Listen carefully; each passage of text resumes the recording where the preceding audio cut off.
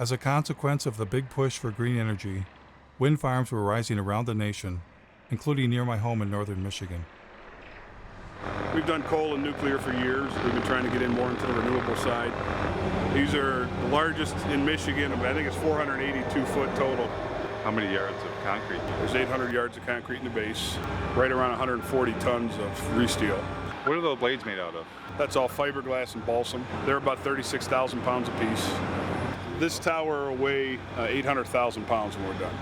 Then the cell is 220,000 pounds, and hub and rotor assembly is another 160. It's pretty substantial.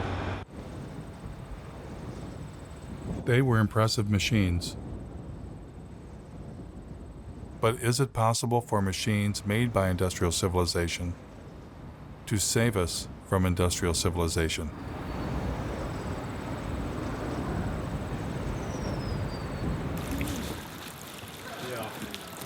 In environmental leader Bill McKibben's home state of Vermont, the Green Mountain State, a site was being cleared for the installation of wind turbines.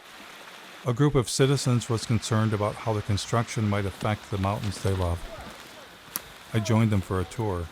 It's going to be 21 turbines. 21. Yeah. On this project. In this project. Yeah. The estimate was maybe there would be 3 full-time jobs.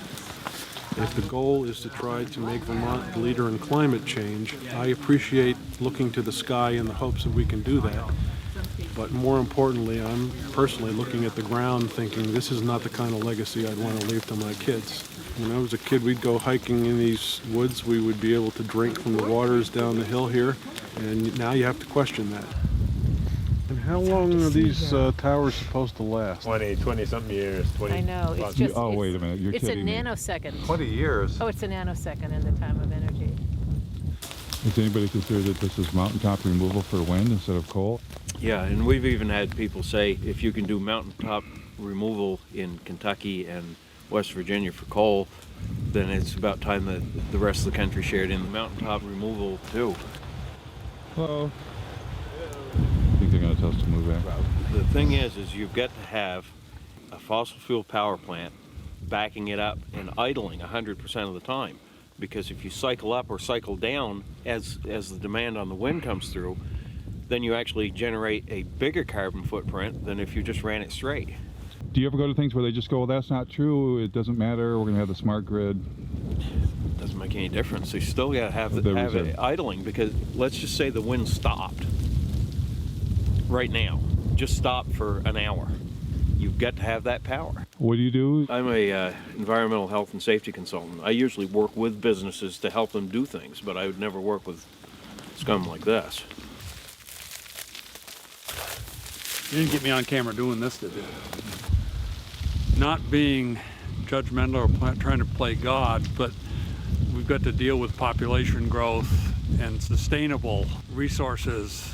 We've all got to cut back. All this energy is supposedly going to heat a water park. We can find unique and different ways to waste energy. This is not a Vermont company. I mean, Green Mountain Power will be bought out by Gas Metro, and Gas Metro is owned by Enbridge, as I understand it, which is a big company, resource company in Canada, which is exploiting the tar sands, that wants to build the XL pipeline. They're all in bed together. And it's still we don't know the whole story. Have you asked Mr. McKibben to come see this? He thinks anything renewable is good. Yeah. So that's what I've heard people say.